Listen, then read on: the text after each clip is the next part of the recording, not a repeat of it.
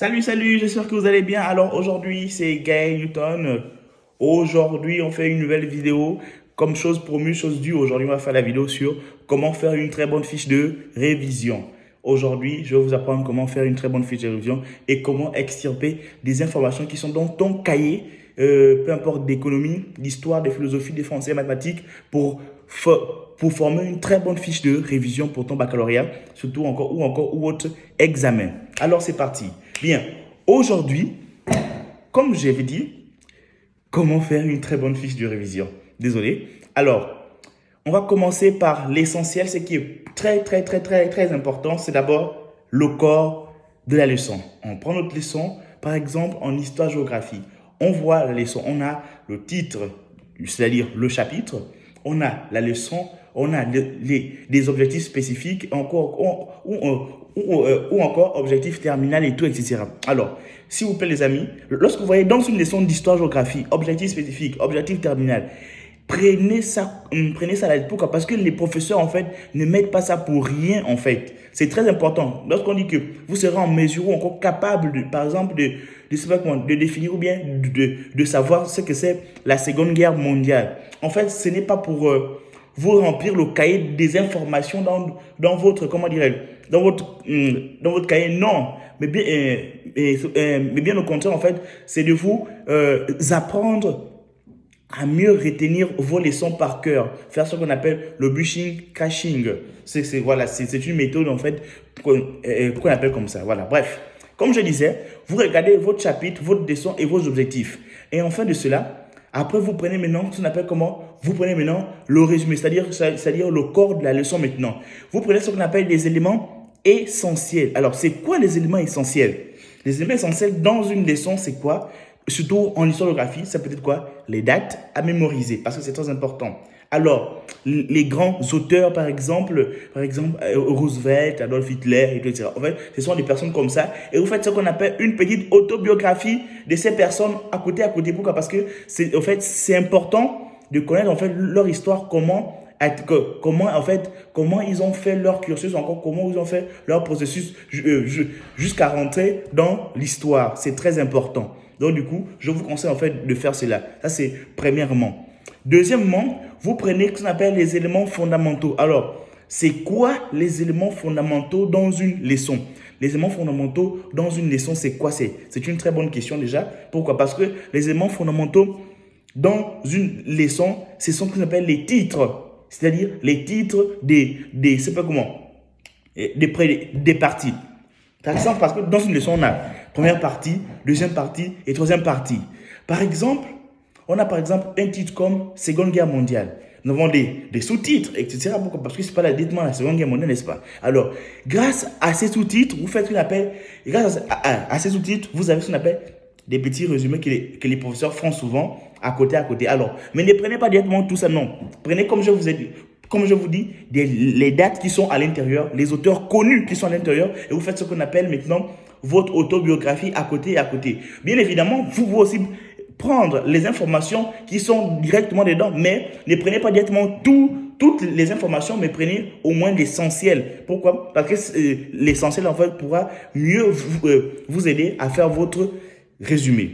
Assez en histoire. Maintenant, en géographie, comment faire une très bonne fiche de révision en géographie? En géographie, on voit plus les reliefs, on voit les continents, etc. Alors, il est important, en fait, de connaître, par exemple, en terminale, de connaître le pays, exemple, que vous étudiez. Par exemple, le Gabon, il sera important, il sera cordial pour toi de savoir quelle est la superficie du Gabon, le nombre d'habitants, et de connaître en fait quel est son PIB et quel est son PNB. C'est très important pour faire ta fiche de révision.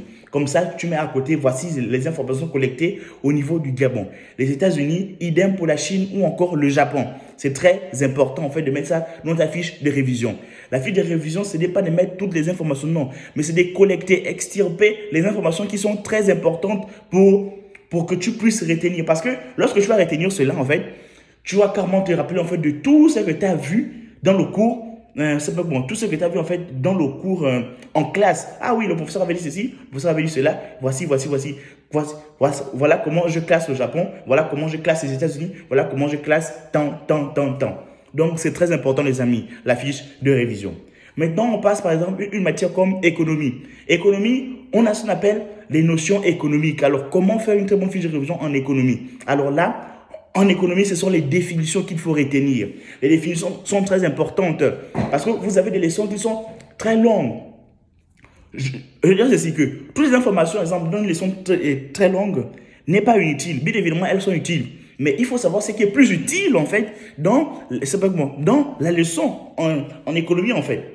Vous avez par exemple, dans une leçon, vous avez plusieurs notions. Croissance économique, progrès technique, extension, intensivité. Il y a beaucoup de termes. Maintenant, c'est à vous maintenant de prendre ces termes, en fait, et de les extirper, et de les définir, et de les expliquer, mais avec vos propres mots. C'est ça l'objectif même.